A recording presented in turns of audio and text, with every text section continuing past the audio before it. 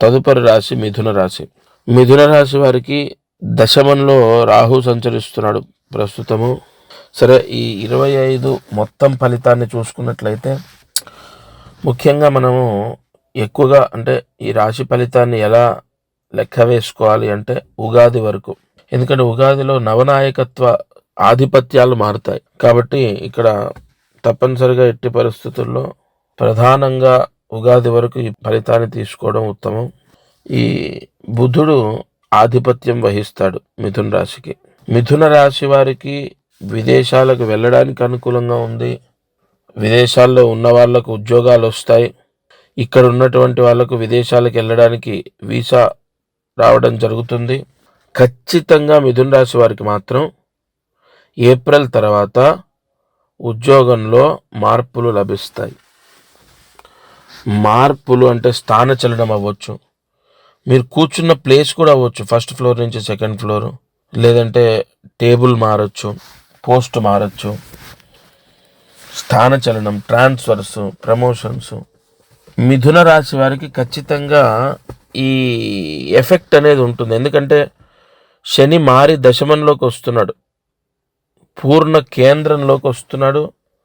వ్యయాన్ని, రాశ్యాతు వ్యయస్థానాన్ని, చతుర్థ స్థానాన్ని, అలాగే సప్తమ స్థానాన్ని శని వీక్షిస్తాడు. కాబట్టి తప్పకుండా ఇతరులతో కీర్తింపబడడం, అవార్డు తీసుకోవడం, లేదా ఎగ్జామ్లో ఫ్రీ అంటే ఎగ్జామ్ రాసి పాస్ అయ్యి ఫ్రీ సీట్ రావడం, లేదా నేను చెప్పినట్టు స్థానచలనం, ట్రాన్స్ఫర్సు, ప్రమోషన్సు, ఆఫీసు, ఇల్లు అంటే హౌస్, గృహము లేదా ఆఫీసు మారటం ఏప్రిల్ తర్వాత జరిగే అవకాశాలు ఉన్నాయి.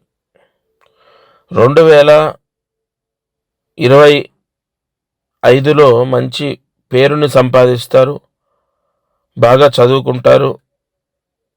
ఈ మిథున రాశి వారికి గత సంవత్సరం కన్నా ఈ సంవత్సరం అనుకూలంగానే ఉందని చెప్పాలి.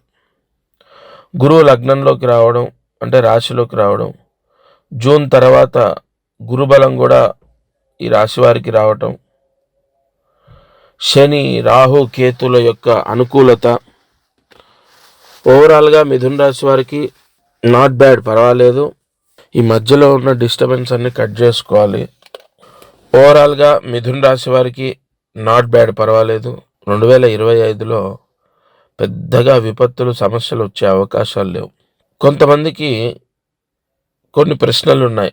ఏమండి మీరు చెప్తున్నారు ఈ మిథున రాశి నాది, కానీ నాకు కష్టాలు ఉన్నాయి అంటే అక్కడ మీరు ఒకటి గుర్తుపెట్టుకోవాలి.